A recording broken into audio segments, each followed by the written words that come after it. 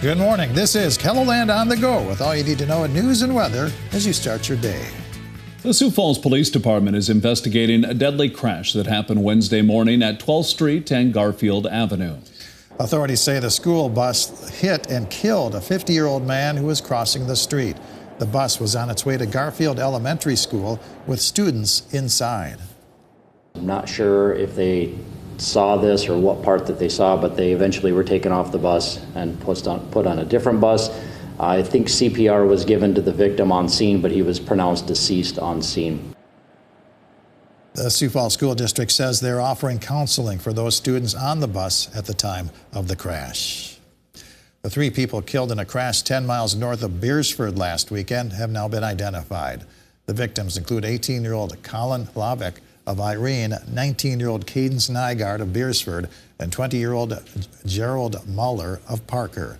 The crash happened just before 5 o'clock Saturday morning. A pickup left the road and went airborne over a driveway. It landed and rolled. A 4th person in the pickup, 20-year-old Hayden Hall, is behind bars. Following the crash, he's accused of stealing a car from a nearby dairy and driving home to go to sleep.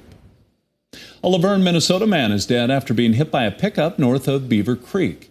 The Rock County Sheriff's Department was called to the scene just after noon Wednesday for a man lying in a ditch. Authorities identified him as 76-year-old William Kreutzer. He was pronounced dead at the scene. Kreutzer's vehicle was found around a mile east of the scene with a flat tire. Authorities say he was hit by what is believed to be a newer model Chevy Z71 pickup that is maroonish in color. If you have any information, you're asked to call the Rock County Sheriff's Office. Now let's get a check of our weather with meteorologist Scott Munn. Good morning, Scott. All right, good morning, everybody. We are looking at a warm day today. A lot of us in the upper 40s to the lower 50s. We'll have thicker cloud cover today as compared to the past couple of days, and stronger southerly winds. A high of 51 in Sioux Falls, 53 in Huron and Mitchell, 50 today in Aberdeen, 53 in Pierre, 50 in Rapid City. We're looking at rain showers for tomorrow in eastern KELOLAND. Cooler for this weekend, but temperatures still above average. More details on your forecast with Brian coming up. All right, thank you very much, Scott. Well, Wednesday marked 5 years since a Sioux Falls mother was shot and killed while driving on Interstate 70 in central Missouri. No one has been arrested for Melissa Peskey's death, even though investigators have looked into 234 leads since the shooting. Part of the problem in solving this case is Peskey didn't have any ties to the state. So she's in the middle of Missouri, no connection other than just traveling through.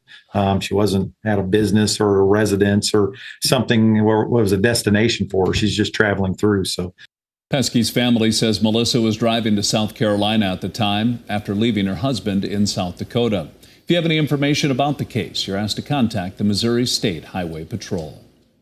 Students at SDSU are gearing up for tomorrow night's big game against the University of Albany. In addition to wrapping up finals, students are also stocking up on their SDSU gear. Now, if the Jackrabbits win against the Danes, they'll be heading back to Frisco, Texas for a chance at the national championship. That's kind of crazy to think, and we have never won a national championship before last year. So if we could go back-to-back, it's crazy, and just at least get to go back there is a huge deal. The game kicks off at 7 o'clock tomorrow night. KELOLAND Sports will have coverage of the game on air and online. We have an update on the health of 12-year-old Spencer Thorsland of Brandon, the young boy we've been following for the past month as he continues his fight against cancer. We've been told that Spencer is now in hospice care at home, so he'll no longer be able taking any trips or even going over to see any of his friends. His mom says Spencer was in a lot of pain Tuesday night.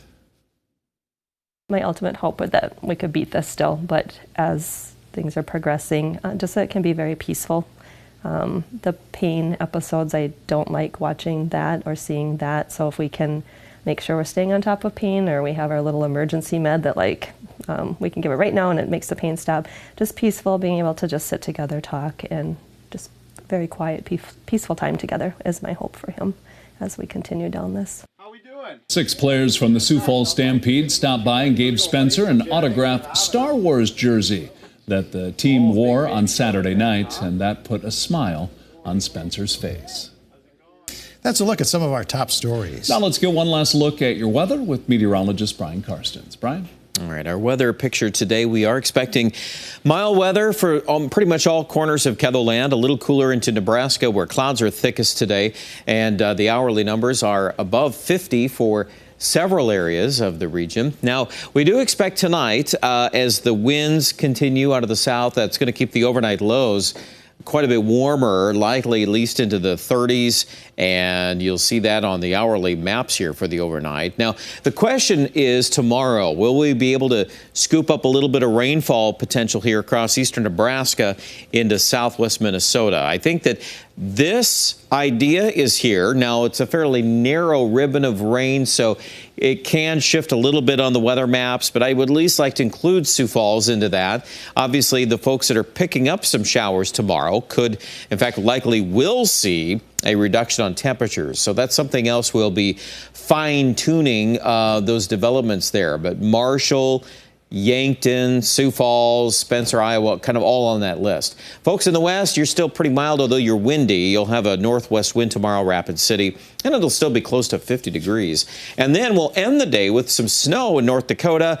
Maybe some of that will clip down into northeast South Dakota. Even if this works out right, there will be a little snow in central Minnesota Friday night and into early Saturday morning. So even places like Worthington and Marshall, you know, depending on how this all gels together, there are some areas that could turn over to a little bit of that snow.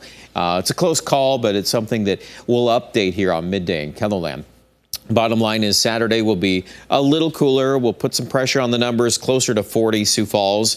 So most of the day will be in the 30s. Sunday can rebound ahead of another cold front that'll get here Sunday night into Monday. And the cycle of, maybe it turns a little cooler here on Monday. We do see that especially into Minnesota and Wisconsin. So we're going to have to see where we draw the lines on that effect here as we kick off next week. It doesn't look like it's any sustaining pattern, but there are just a few little bumps in the road. So as we sort that out, here's the trend on the 7-day forecast. Item number 1, we put a little rain in the forecast tomorrow for Sioux Falls. Item number 2, dropping the temperature briefly on Saturday, a quick rebound Sunday, and then another subtle setback. Is this a big drop? No. Even upper 30s would still be considered above average for this time of the year in Sioux Falls. But just to let you know, there are a few things there to follow early next week. Aberdeen, too, we've got a couple of days in the 30s, Saturday and Monday. And, a little bit of a rain to some light snow combo potential there Friday night, especially in Aberdeen. Here in central South Dakota, a little more removed from that Clipper system. So right now, just not enough to put any rain or snow in the forecast. It might cool off, though, Monday to 42. But I tell you what, Rapid City in the west, we can still make 50 degrees on several occasions. That's pretty remarkable. Check out the details with the rest of your weather online at KELOLAND.com.